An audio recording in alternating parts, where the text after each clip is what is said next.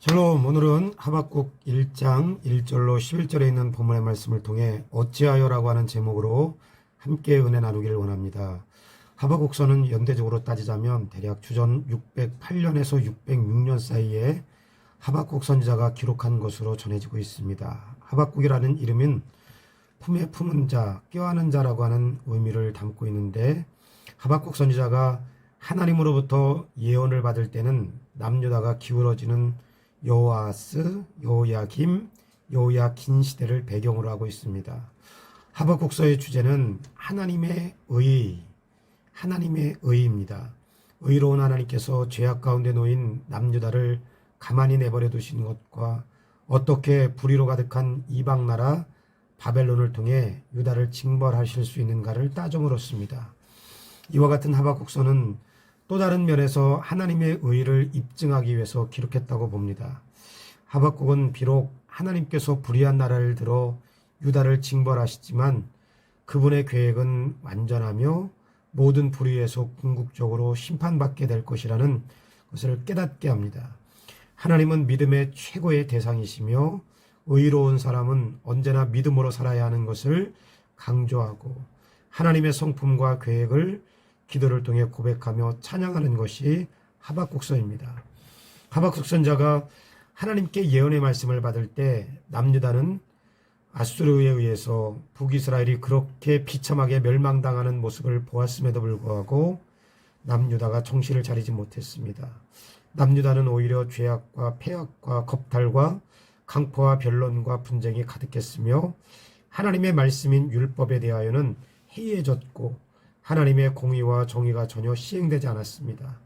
하나님의 말씀을 따르는 의인들은 악인들 가운데 조롱거리가 되었습니다. 한마디로 유다의 불의가 가득했습니다. 그래서 유다가 멸망하기 직전에 예레미야 선지자는 이와 같은 시대를 가리켜 이렇게 지적한 바 있습니다.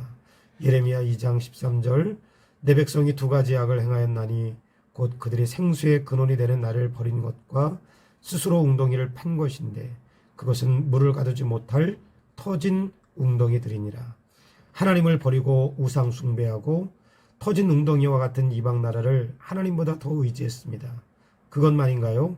예레미야 6장 10절 말씀에 귀에 할례를 받지 않아서 들어야 할 하나님의 말씀을 듣지 아니하고 듣지 않아도 될 세상 말들은 귀담아 듣고, 예레미야 10장 11절 기록할 하나님의 말씀을 마음에 기록하지 아니하고 예레미야 11장 11절에 하나님의 말씀을 깨뜨려 버렸다고 그랬습니다. 그 결과 유다 백성들은 어떻게 되었는가? 예레미야 8장 4절부터 6절 말씀에 너는 또 그들에게 말하기를 여호와의 말씀에 사람이 엎드려지면 어찌 일어나지 아니하겠으며 사람이 떠나갔으면 어찌 돌아오지 아니하겠느냐. 이 예루살렘 백성이 항상 나를 떠나 물러감은 어찌미냐. 항상 나를 떠나 물러감은 어찌미냐. 이 말은 습관적으로 죄를 지었다는 말입니다. 거짓을 고집하고 돌아오기를 거절하도다. 죄를 짓고도 회개하지 않았다는 말입니다.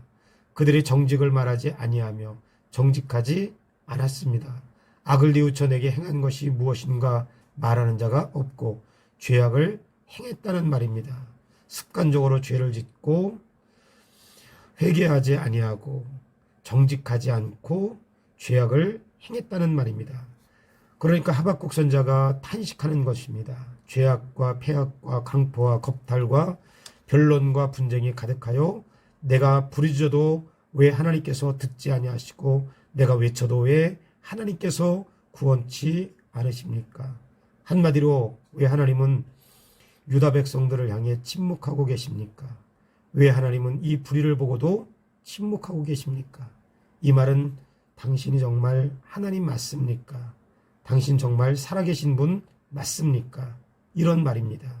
그러나 민수기 14장 26절 말씀에 보면 하나님은 이렇게 말씀하고 있습니다. 하나님께서 모세와 아론에게 말씀하여 이르시되 나를 원망하는 이 악한 회중에게 내가 어느 때까지 참으랴. 이스라엘 자손이 나를 향하여 원망하는 바 그 원망하는 말을 내가 들었노라.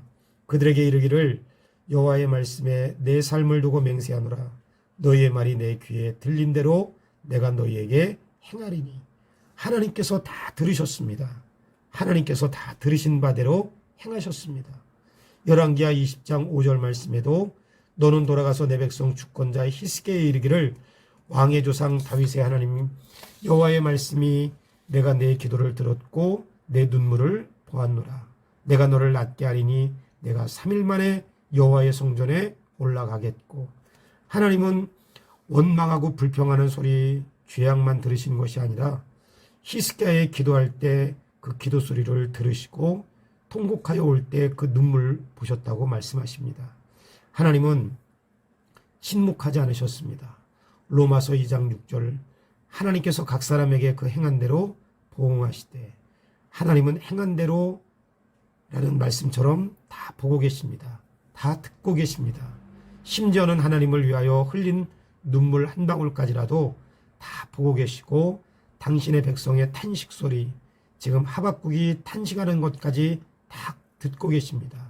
그러므로 오늘 하루 하나님께서 침묵하고 계신 것 같으나 우리의 형편을 다 알고 계심을 기억하고 우리의 형편을 아시는 하나님께 우리의 마음을 토하는 하루의 삶이 되시기를 주님의 이름으로 축원합니다. 기도하겠습니다. 주님, 나의 형편을 아시는 하나님께 나의 모든 연약함을 다 내어놓고 간구하기를 소원합니다. 예수님의 이름으로 기도드립니다. 아멘. 샬롬. 오늘 하루도 좋은 하루 되세요.